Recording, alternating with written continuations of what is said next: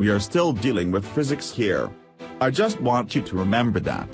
So says Eric Hussell, manager of SRT Vehicle Dynamics, to the 20 or so riders he's about to turn loose on a racetrack in the Jeep Grand Cherokee Trackhawk. We're dealing with physics, sure, but also an earnest effort to defy them with equal parts horsepower and lunacy. Say 707 horsepower Jeep to anyone who hasn't been paying attention and they just wiggle a finger into an ear and squint at you. Huh? Highs. The world champion of indiscriminate throttle application. Loss.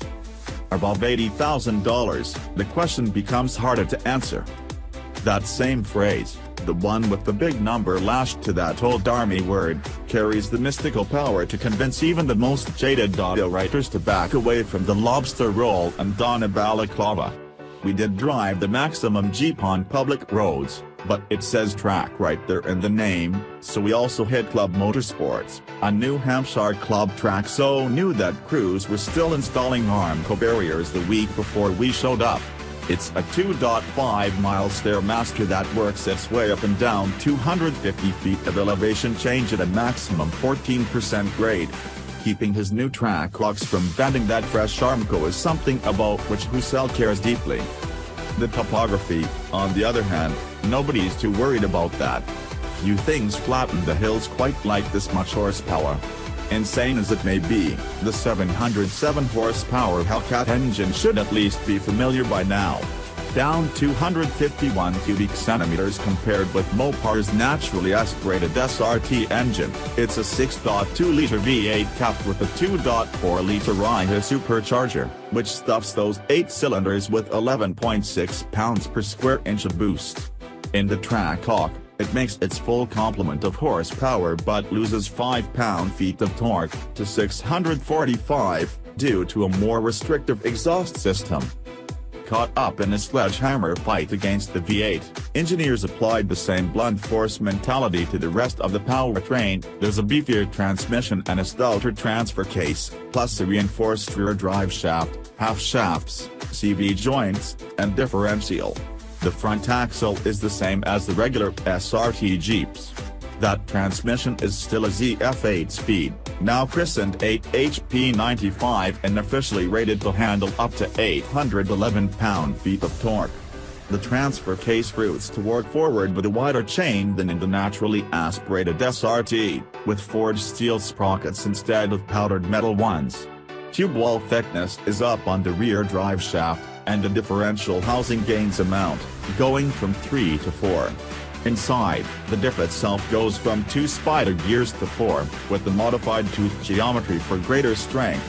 The Hellcat engine alone outweighs its naturally aspirated brother by 108 pounds, and everything after that adds another 105, according to Jeep.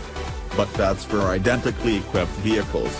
At 5,258 pounds, this Trackhawk actually weighs less than the last Grand Cherokee SRT we tested, at 5,291 pounds, which was equipped with a panoramic sunroof.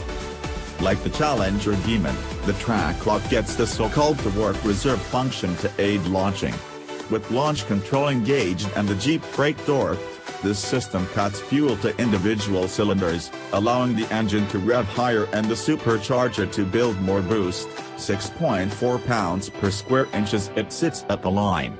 Lift your foot off the brake and the Trackhawk will squawk all for 295/45 ZR20 Pyroless on its way to a 3.5 second 0 to 60 mph time. We couldn't match Jeep's 11.6 second at 116 mph claim for the quarter mile. Our best run took 12.0 seconds at 115 mph, but the Trackhawk's acceleration made Club Motorsports' 14% grade feel as flat as it looks in Google Maps 2D view, where, incidentally, the track still shows up as a dirt lot as of this writing. We told you it was new. Our one complaint about the engine is that we want more blower whine when we map the accelerator. There's a good bit under lighter loads, but at full throttle, it fades behind a raging gargle blaster of an exhaust roar so fierce it sounds as if the tailpipes are emptying into the cabin. The call is coming from inside the house. Barging back down Club Motorsports Hills demonstrates the rest of the Trackhawk's skill set. It retains the SRT's control arm fronter and multi-link rear suspension layout, but the springs are 9% stiffer up front and 15% stiffer out back. Not surprising for something so heavy and with so much rubber at each corner, it's quite stable, a desirable trait on a course with lots of camber variances. But toe the brake and it'll rotate. Lay into the brake and it'll dance disconcertingly, even in a straight line. The steering is a touch slow but heavy enough for perceptible weight to bleed off as the nose starts to wash out.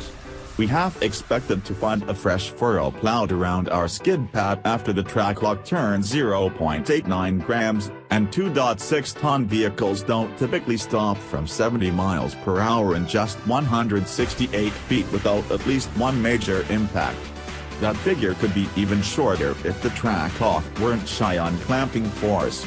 Abs never engaged no matter how hard we stomped the pedal. Describing his braking tests, Assistant Tech Editor David Bird pantomimed sliding under his lap belt with both feet reaching toward the bottom of the footwell. At 15.7 inches, the Trackhawk's aluminum hat front rotors grow 0.8 inch over those on the naturally aspirated SRT Grand Cherokee. The rears, at 13.8 inches, remain the same.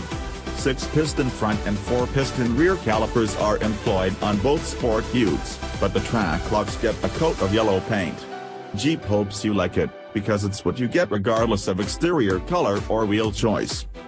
Those yellow calipers are one of the Trackhawk's few exterior tells. Others include the deleted fog lights, their nests hollowed out for an oil cooler where the right one used to live, and a cold air intake at the former address of the left one. A new rear fascia accommodates the quad exhaust outlets. There's a subtle Trackhawk badge on the lower right corner of the liftgate and supercharged script below the Grand Cherokee lettering on the front doors. There are Trackhawk logos on the sippets and the seats, a 200-mile-per-hour speedometer, optimistic by only 20 ticks, and an available model exclusive red and black interior. The rest of the cabin is standard SRT Grand Cherokee fare, spacious, with comfortable seating front and rear and a sizable cargo hold. There's a reason the Grand Cherokee is one of the best-selling SUVs in the country, and those 200,000 or so annual buyers aren't making bad decisions. At least in this case. While the Trackhawk's stiffer ride is noticeable on New England's bumpy country 2 lanes, it's not so harsh as to be a turn-off. But the Trackhawk offsets its 707 horsepower maiden call with an unavoidable wart, its $86,995 base price. That's $17,905 more than what you'll pay to get a Hellcat and a Charger and $20,405 more than it costs in a Challenger. The Trackhawk is nearly as quick as both of those, and it's far more livable.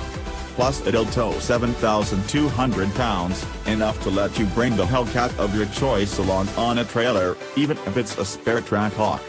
The hang-up comes when you start adding options and look at similarly priced performance SUVs. It's not hard to top $100,000 with a Trackhawk. No, the BMW X5M and the Mercedes-AMG GLE 63 don't have horsepower ratings starting with lucky number 7, but they're in the same performance ballpark and offer more polish and greater, if wholly different, prestige. Unless, of course, a buyer just wants the Hellcat Mania in a manageable package. At a price point and power level where reason has often left the building, that's something we actually can understand.